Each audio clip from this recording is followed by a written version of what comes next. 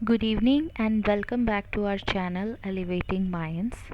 So as you all know कि ESIC का exam की जो डेट है वो आ चुकी है. ज़्यादा टाइम ना वेस्ट करते हुए सीधा एक क्वेश्चन पेपर देखते हैं जो प्रीवियस ईयर में आया है. ये OT टेक्नीशियन के लिए क्वेश्चन पेपर है. इसको हम थोड़ा जल्दी जल्दी करने की कोशिश करेंगे सो दैट मैक्सिमम क्वेश्चंस की प्रैक्टिस हो सके. क्वेश्चन नंबर 1 है, विच of the following division of nervous system includes the brain.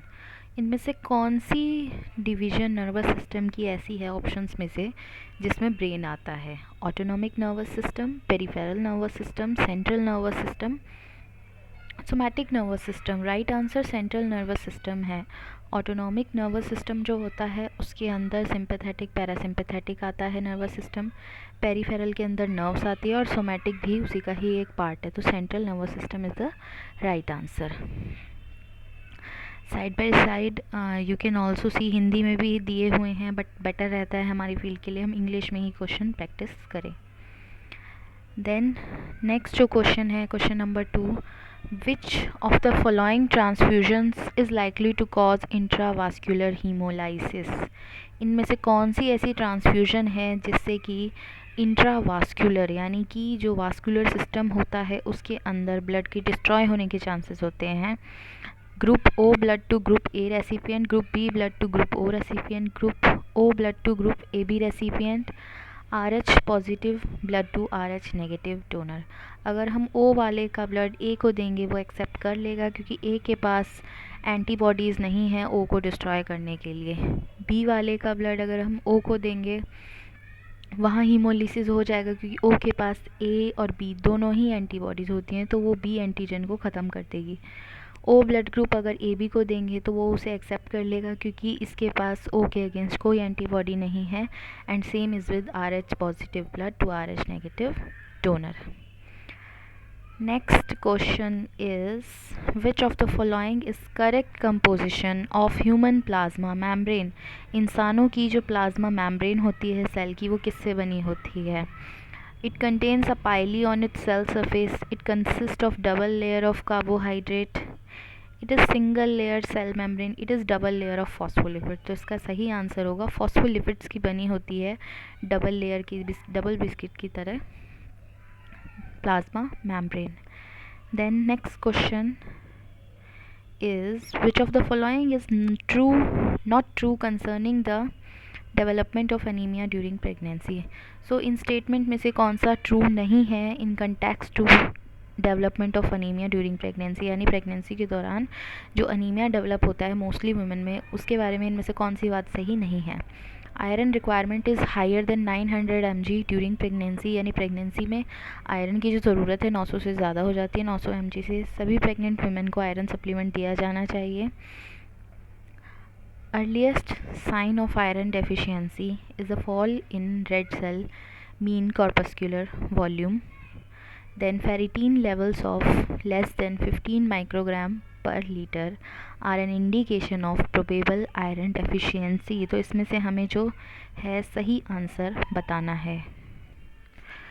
इस क्वेश्चन का जो रैशनल है वो ये है कि सभी प्रेग्नेंट वुमेन्स को हम आयरन सप्लीमेंट्स नहीं देते. पहले हम उनका हीमोग्लोबिन चेक करेंगे. अगर वो अनीमिक आई हैं तो ही हम उन्हें सप्लीमेंट देंगे क्योंकि अगर हम सभी को देंगे तो इनके बहुत सारे साइड इफ़ेक्ट भी होते हैं. इस तरीके से हम उन्हें प्रोटेक्ट कर सकते हैं अगर नीड ना हो. Next question, Question number 5. The accumulation of fluid in the extracellular space edema occurs due to. जो फ्लूइड इकट्ठा हो जाता है एक्स्ट्रा सेलुलर स्पेस के अंदर, एडिमा जो स्वेलिंग आ जाती है वो किस कारण होती है? लिम्फेटिक ब्लॉकेज के कारण, हाइपरटेंशन के कारण, drinking large amount of beer के कारण, देन डायबिटीज़ इंसिपिडस के कारण. ये डायबिटीज़ वो वाला नहीं है जिसमें ब्लड शुगर ज़्यादा होता है, किडनी की वजह से डायबिटीज़ है वो है. इसका जो राइट आंसर है वो है लिम्फेटिक ब्लॉकेज के कारण. जो एक्स्ट्रा जो फ्लूइड होता है जो इकट्ठा हो जाता है बॉडी सेल्स के अंदर वो लिम्फ की जितनी भी कैनाल्स होती हैं उनमें ब्लॉकेज के कारण वहीं पर इकट्ठा हो जाता है जिससे वहाँ पर स्वेलिंग आ जाती है. Then question number 6.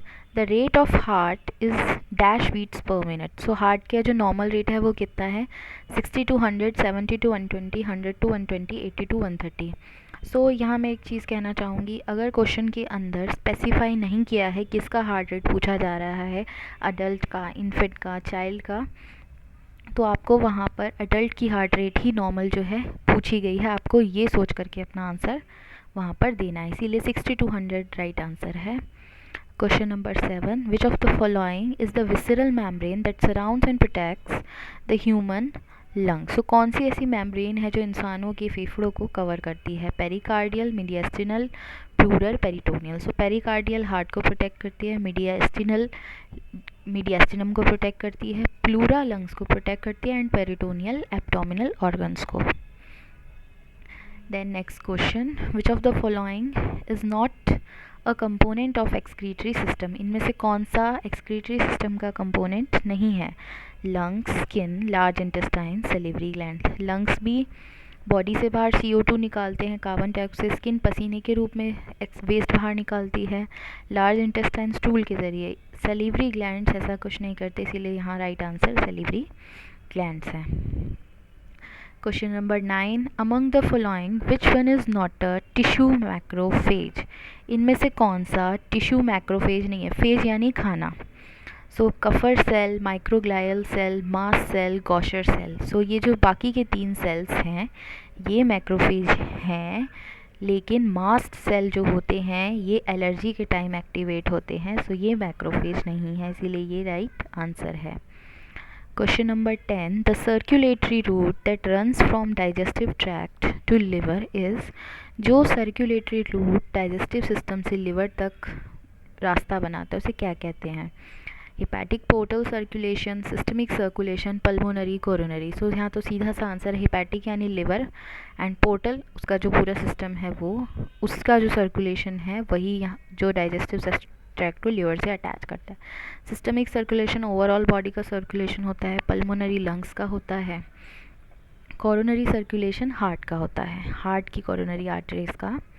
Next question, question number 11, which of the following structures can not be stained normally by H and E staining. So इनमें से कौन सा ऐसा स्ट्रक्चर है जिसे हम H and E स्टेनिंग के ज़रिए स्टेन नहीं कर सकते, is it mitochondria, is it heterochromatin, is it fat droplets, और दे आर कोलेजन। सो यहाँ पर जो राइट आंसर है वो है fat droplets. H and E staining होती है हीमेटोजाइलिन एंड इयोसिन स्टेनिंग। इसके ज़रिए फैट ड्रॉपलेट को ज़्यादा अच्छे से स्टेन नहीं किया जा सकता, यानी उनको कलर्ड नहीं किया जा सकता। Let's see the next question, sorry for the delay. So question number 12 is what is the advantage of freezing technique over paraffin technique. So freezing technique जो होती है वो ज़्यादा बेटर होती है पैराफिन टेक्निक से, क्यों?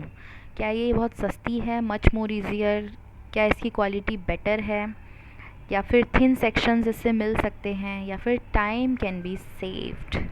सो इसका जो राइट आंसर है वो है समय की बचत हो जाती है फ्रीजिंग टेक्निक से पैराफिन टेक्निक के ज़रिए। Then let's see question number 13. The cellular morphology and multiplication can be measured using which of the following method? Cells की जो मॉर्फोलॉजी है एंड मल्टीप्लिकेशन है हम उन्हें नाप सकते हैं कौन सा तरीका यूज़ करके, haemocytometer, Coulter counter, Petroff Hausser counting chamber, spectroscopy. So right answer है वो है कॉल्टर काउंटर, बाकी की चीज़ें दूसरी चीज़ों को मेज़र करने के लिए यूज़ की जाती हैं। Then question number 14, which of the following is a major function of spleen. Spleen का फंक्शन क्या होता है, न्यूक्लियस को रिमूव करना रेड सेल से जो कि बोन मैरो से रिलीज़ होते हैं, production of neutrophils for release into circulation, storage of blood cell which can be released at times of physiological stress, यानी कि ब्लड सेल्स को स्टोर करना जो कि स्ट्रेस के दौरान बने हैं, generation of humoral antibody response to encapsulate bacteria. यहाँ आंसर आएगा न्यूट्रोफिल को प्रोड्यूस करना ताकि उन्हें सर्कुलेशन में भेजा जा सके। Next question number 15, which of the following is most essential in case of blood coagulation.